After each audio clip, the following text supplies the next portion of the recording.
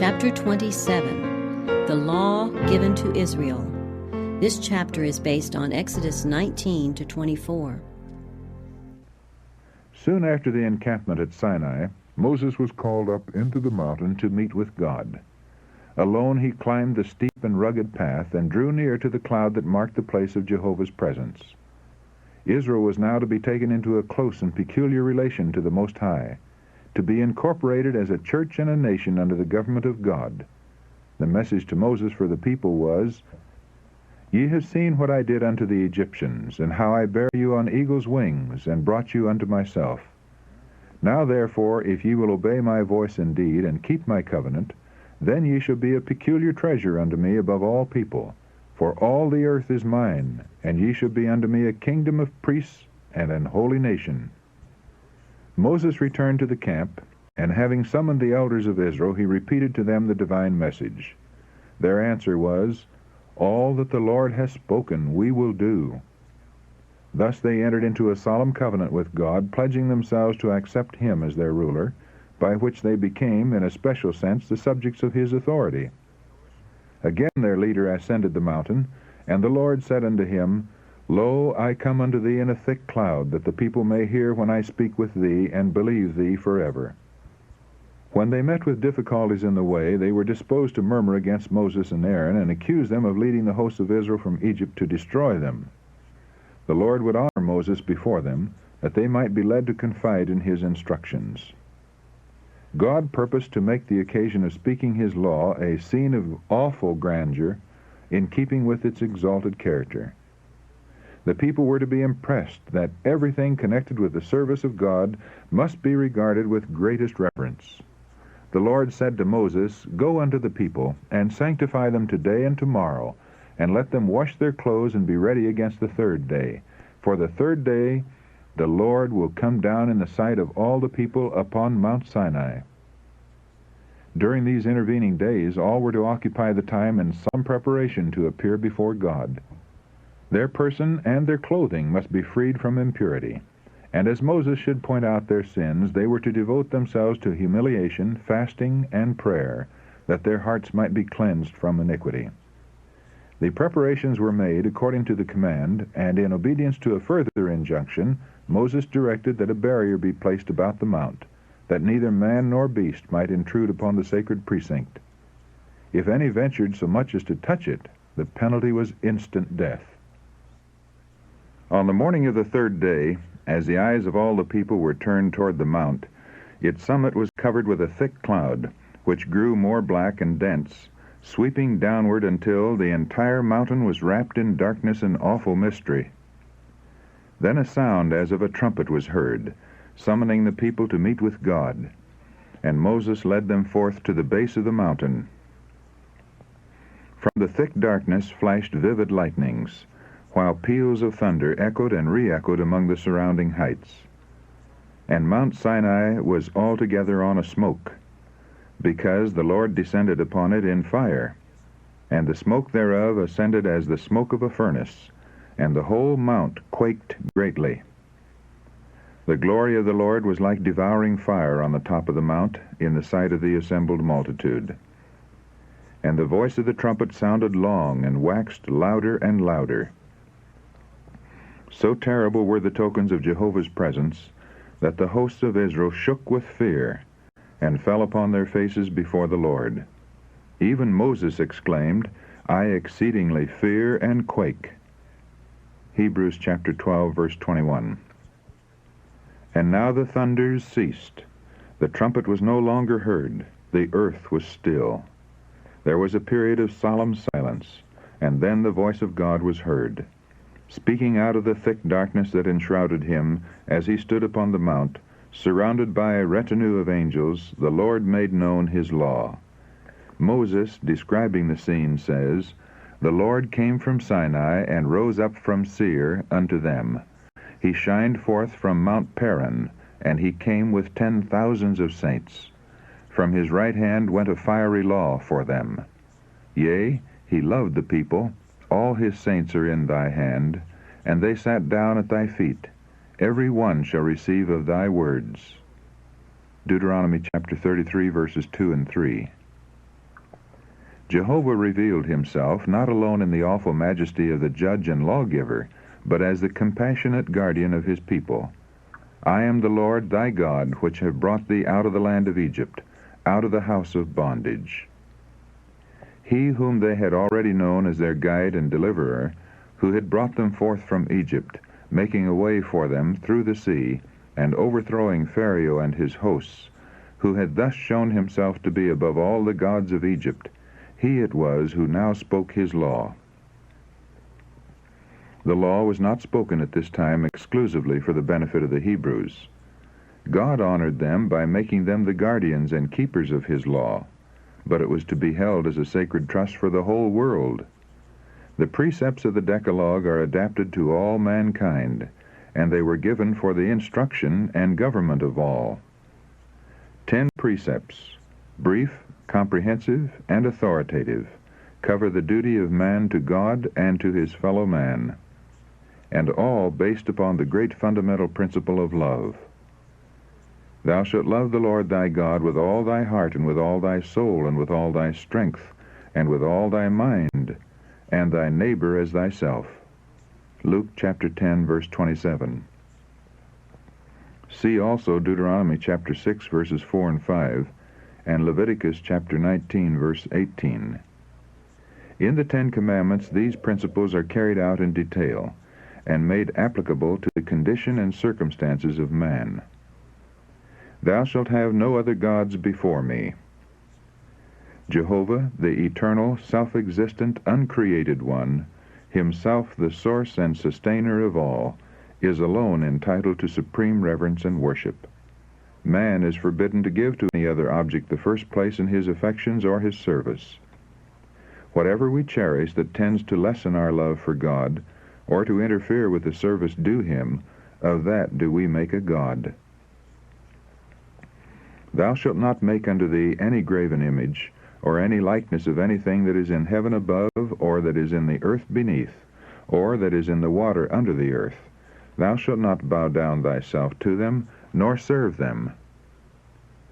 The 2nd commandment forbids the worship of the true God by images or similitudes. Many heathen nations claimed that their images were mere figures or symbols by which the deity was worshipped, but God has declared such worship to be sin. The attempt to represent the Eternal One by material objects would lower man's conception of God. The mind, turned away from the infinite perfection of Jehovah, would be attracted to the creature rather than to the Creator, and as his conceptions of God were lowered, so would man become degraded. I, the Lord thy God, am a jealous God. The close and sacred relation of God to his people is represented under the figure of marriage. Idolatry being spiritual adultery, the displeasure of God against it is fitly called jealousy. Visiting the iniquity of the fathers upon the children unto the 3rd and 4th generation of them that hate me. It is inevitable that children should suffer from the consequences of parental wrongdoing, but they are not punished for the parents' guilt, except as they participate in their sins. It is usually the case, however, that children walk in the steps of their parents. By inheritance and example, the sons become partakers of the father's sin. Wrong tendencies, perverted appetites, and debased morals, as well as physical disease and degeneracy, are transmitted as a legacy from father to son to the 3rd and 4th generation. This fearful truth should have a solemn power to restrain men from following a course of sin. Showing mercy unto thousands of them that love me and keep my commandments. In prohibiting the worship of false gods, the 2nd commandment by implication enjoins the worship of the true God. And to those who are faithful in his service, mercy is promised, not merely to the 3rd and 4th generation, as is the wrath threatened against those who hate him, but to thousands of generations. Thou shalt not take the name of the Lord thy God in vain, for the Lord will not hold him guiltless that taketh his name in vain. This commandment not only prohibits false oaths and common swearing, but it forbids us to use the name of God in a light or careless manner, without regard to its awful significance. by the thoughtless mention of God in common conversation, by appeals to him in trivial matters, and by the frequent and thoughtless repetition of his name, we dishonor him. Holy and reverend is his name. Psalm 111, verse 9. All should meditate upon his majesty, his purity, and holiness, that the heart may be impressed with a sense of his exalted character, and his holy name should be uttered with reverence and solemnity. Remember the Sabbath day to keep it holy. 6 days shalt thou labor and do all thy work, but the seventh day is a Sabbath of the Lord thy God. In it thou shalt not do any work, thou, nor thy son, nor thy daughter, thy manservant, nor thy maidservant, nor thy cattle, nor thy stranger that is within thy gates. For in 6 days the Lord made heaven and earth, the sea, and all that in them is, and rested the seventh day. Wherefore the Lord blessed the Sabbath day and hallowed it. The Sabbath is not introduced as a new institution, but as having been founded at creation. It is to be remembered and observed as the memorial of the Creator's work. Pointing to God as the maker of the heavens and the earth, it distinguishes the true God from all false gods. All who keep the seventh day signify by this act that they are worshippers of Jehovah. Thus the Sabbath is a sign of man's allegiance to God as long as there are any upon the earth to serve him. The fourth commandment is the only one of all the 10 in which are found both the name and the title of the lawgiver. It is the only one that shows by whose authority the law is given. Thus it contains the seal of God, affixed to his law as evidence of its authenticity and binding force. God has given men 6 days wherein to labor, and he requires that their own work be done in the 6 working days. Acts of necessity and mercy are permitted on the Sabbath. The sick and suffering are at all times to be cared for, but unnecessary labor is to be strictly avoided. Turn away thy foot from the Sabbath, from doing thy pleasure on my holy day, and call the Sabbath a delight, the holy of the Lord honorable, and honor him, not doing thine own ways, nor finding thine own pleasure. Isaiah chapter 58, verse 13. Nor does the prohibition end here. Nor speaking thine own words, says the prophet. Those who discuss business matters or lay plans on the Sabbath are regarded by God as though engaged in the actual transaction of business. To keep the Sabbath holy, we should not even allow our minds to dwell upon things of a worldly character. And the commandment includes all within our gates. The inmates of the house are to lay aside their worldly business during the sacred hours. All should unite to honor God by willing service upon his holy day. Honor thy father and thy mother, that thy days may be long upon the land which the Lord thy God giveth thee. Parents are entitled to a degree of love and respect which is due to no other person. God himself, who has placed upon them a responsibility for the souls committed to their charge, has ordained that during the earlier years of life, parents shall stand in the place of God to their children. And he who rejects the rightful authority of his parents is rejecting the authority of God. The fifth commandment requires children not only to yield respect, submission, and obedience to their parents, but also to give them love and tenderness, to lighten their cares, to guard their reputation, and to succor and comfort them in old age. It also enjoins respect for ministers and rulers and for all others to whom God has delegated authority. This, says the apostle, is the first commandment with promise. Ephesians chapter 6, verse 2. To Israel, expecting soon to enter Canaan, it was a pledge to the obedient, of long life in that good land. But it has a wider meaning, including all the Israel of God, and promising eternal life upon the earth when it shall be freed from the curse of sin. Thou shalt not kill. All acts of injustice that tend to shorten life, the spirit of hatred and revenge, or the indulgence of any passion that leads to injurious acts toward others, or causes us even to wish them harm, for whosoever hateth his brother is a murderer. A selfish neglect of caring for the needy or suffering, All self-indulgence or unnecessary deprivation or excessive labor that tends to injure health, all these are, to a greater or less degree, violations of the sixth commandment. Thou shalt not commit adultery. This commandment forbids not only acts of impurity, but sensual thoughts and desires, or any practice that tends to excite them. Purity is demanded not only in the outward life, but in the secret intents and emotions of the heart. Christ, who taught the far-reaching obligation of the law of God, declared the evil thought or look to be as truly sin as is the unlawful deed. Thou shalt not steal. Both public and private sins are included in this prohibition. The eighth commandment condemns man-stealing and slave-dealing, and forbids wars of conquest. It condemns theft and robbery. It demands strict integrity in the minutest details of the affairs of life. It forbids overreaching in trade and requires the payment of just debts or wages. It declares that every attempt to advantage oneself by the ignorance, weakness, or misfortune of another is registered as fraud in the books of heaven. Thou shalt not bear false witness against thy neighbor. False speaking in any matter, every attempt or purpose to deceive our neighbor, is here included. An intention to deceive is what constitutes falsehood. By a glance of the eye, a motion of the hand, an expression of the countenance, a falsehood may be told as effectually as by words. All intentional overstatement, every hint or insinuation calculated to convey an erroneous or exaggerated impression, even the statement of facts in such a manner as to mislead, is falsehood. This precept forbids every effort to injure our neighbor's reputation by misrepresentation or evil surmising, by slander or tale-bearing.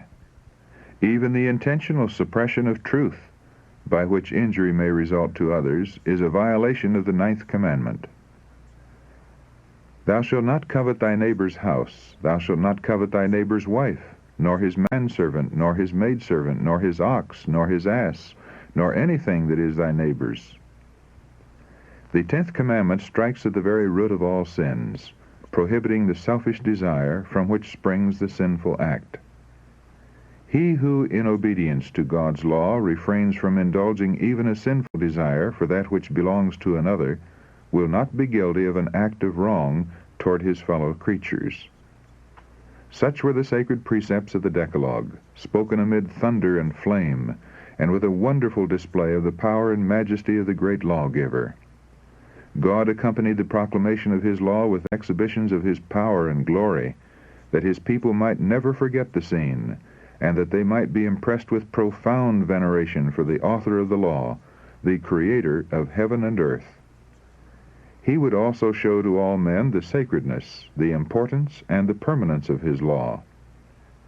The people of Israel were overwhelmed with terror. The awful power of God's utterances seemed more than their trembling hearts could bear. For as God's great rule of right was presented before them, they realized as never before the offensive character of sin and their own guilt in the sight of a holy God. They shrank away from the mountain in fear and awe.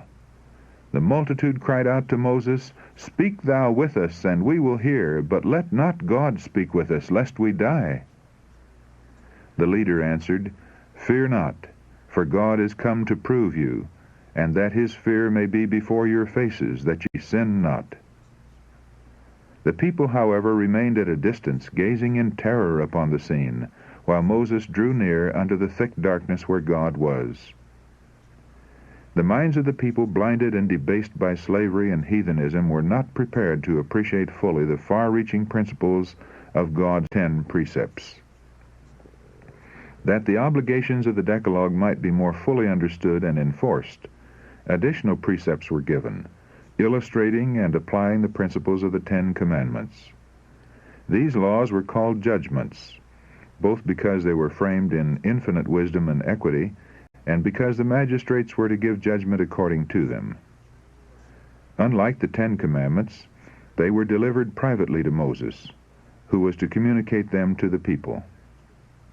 The first of these laws related to servants. In ancient times, criminals were sometimes sold into slavery by the judges. In some cases, debtors were sold by their creditors, and poverty even led persons to sell themselves or their children. But a Hebrew could not be sold as a slave for life. His term of service was limited to 6 years. On the 7th, he was to be set at liberty. And stealing, deliberate murder, and rebellion against parental authority were to be punished with death. The holding of slaves not of Israelitish birth was permitted, but their life and person were strictly guarded. The murderer of a slave was to be punished. An injury inflicted upon one by his master, though no more than the loss of a tooth, entitled him to his freedom.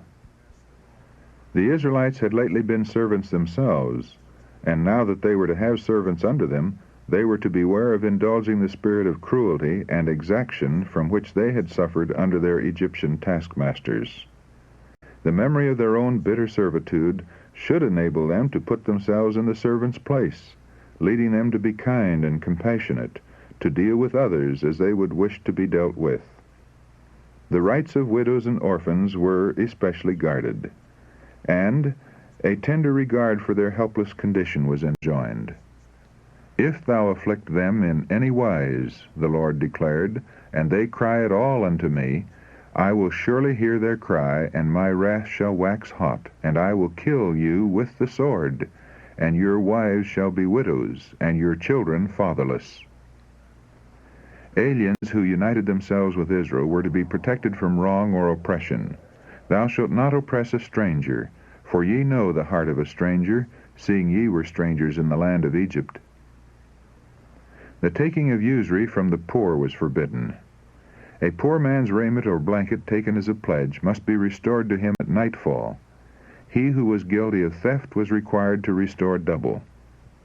Respect for magistrates and rulers was enjoined, and judges were warned against perverting judgment, aiding a false cause, or receiving bribes. Calumny and slander were prohibited, and acts of kindness enjoined, even toward personal enemies. Again, the people were reminded of the sacred obligation of the Sabbath.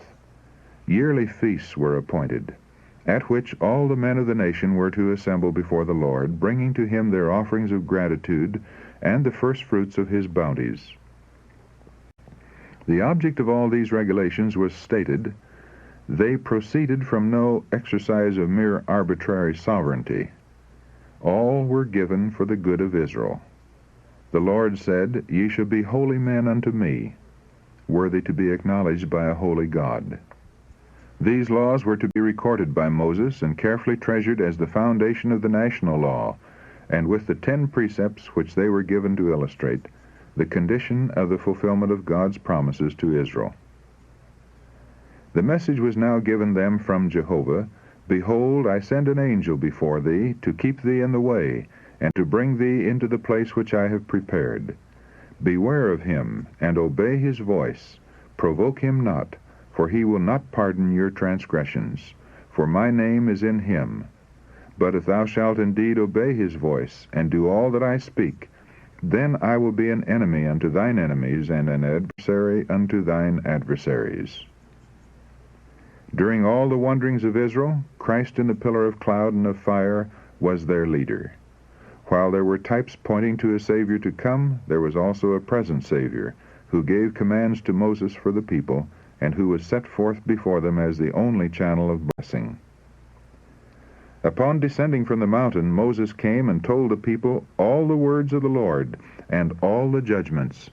And all the people answered with one voice, and said, All the words which the Lord has said we will do.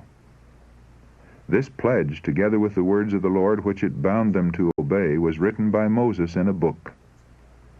Then followed the ratification of the covenant. An altar was built at the foot of the mountain, and beside it 12 pillars were set up, according to the 12 tribes of Israel, as a testimony to their acceptance of the covenant. Sacrifices were then presented by young men chosen for the service. Having sprinkled the altar with the blood of the offerings, Moses took the book of the covenant and read in the audience of the people. Thus the conditions of the covenant were solemnly repeated, and all were at liberty to choose whether or not they would comply with them. They had at the first promised to obey the voice of God, but they had since heard his law proclaimed, and its principles had been particularized that they might know how much this covenant involved. Again the people answered with one accord, "All that the Lord has said will we do, and be obedient." When Moses had spoken every precept to all the people according to the law, he took the blood, and sprinkled both the book and all the people, saying, "This is the blood of the testament which God hath enjoined unto you." Hebrews chapter 9, verses 19 and 20. Arrangements were now to be made for the full establishment of the chosen nation under Jehovah as their king. Moses had received the command, "Come up unto the Lord, thou and Aaron, Nadab and Abihu, and 70 of the elders of Israel, and worship ye afar off, and Moses alone shall come near the Lord." While the people worshipped at its foot, these chosen men were called up into the mount. The 70 elders were to assist Moses in the government of Israel, and God put upon them his Spirit, and honored them with a view of his power and greatness. And they saw the God of Israel, and there was under his feet as it were a paved work of a sapphire stone, and as it were the body of heaven in his clearness. They did not behold the deity, but they saw the glory of his presence. Before this they could not have endured such a scene, but the exhibition of God's power had awed them to repentance. They had been contemplating his glory, purity, and mercy, until they could approach nearer to him who was the subject of their meditations. Moses and his minister Joshua were now summoned to meet with God, and as they were to be some time absent, the leader appointed Aaron and Hur, assisted by the elders, to act in his stead. And Moses went up into the mount, and a cloud covered the mount, and the glory of the Lord abode upon Mount Sinai. For 6 days the cloud covered the mountain as a token of God's special presence, yet there was no revelation of himself or communication of his will. During this time Moses remained in waiting for a summons to the presence chamber of the Most High. He had been directed, "Come up to me into the mount, and be there." And though his patience and obedience were tested, he did not grow weary of watching, or forsake his post. This period of waiting was to him a time of preparation, of close self-examination. Even this favored servant of God could not at once approach into his presence and endure the exhibitions of his glory. 6 days must be employed in devoting himself to God by searching of heart, meditation, and prayer before he could be prepared for direct communication with his Maker. Upon the 7th day, which was the Sabbath, Moses was called up into the cloud. The thick cloud opened in the sight of all Israel, and the glory of the Lord broke forth like devouring fire. And Moses went into the midst of the cloud, and gat him up into the mount. And Moses was in the mount 40 days and 40 nights. The 40 days' tarry in the mount did not include the 6 days of preparation. During the 6 days Joshua was with Moses, and together they ate of the manna, and drank of the brook that descended out of the mount. But Joshua did not enter with Moses into the cloud. He remained without, and continued to eat and drink daily, while awaiting the return of Moses. But Moses fasted during the entire 40 days. During his stay in the mount, Moses received directions for the building of a sanctuary in which the divine presence would be specially manifested. "Let them make me a sanctuary, that I may dwell among them." Exodus chapter 25, verse 8, was the command of God. For the 3rd time the observance of the Sabbath was enjoined. "It is a sign between me and the children of Israel forever," the Lord declared, "that ye may know that I am Jehovah that doth sanctify you. Ye shall keep the Sabbath therefore, for it is holy unto you. Whosoever doeth any work therein, that soul shall be cut off from among his people." Exodus chapter 31, verse 17, also verses 13 and 14. Directions had just been given for the immediate erection of the tabernacle for the service of God.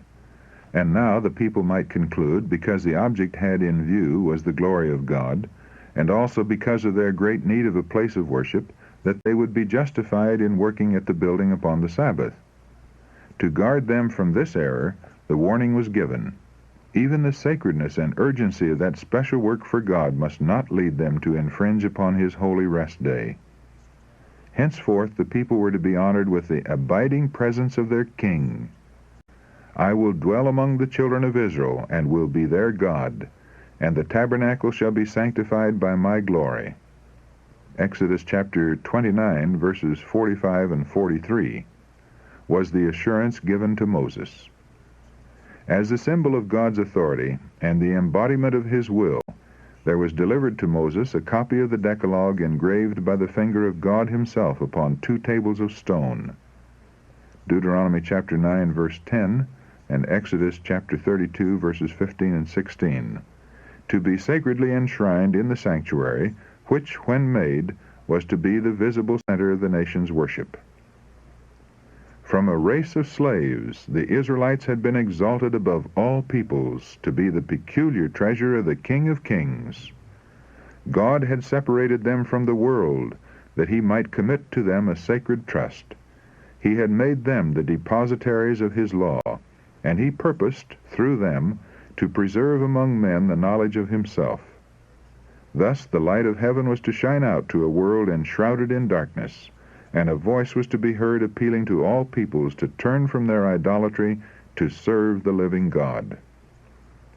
If the Israelites would be true to their trust, they would become a power in the world. God would be their defense, and He would exalt them above all other nations.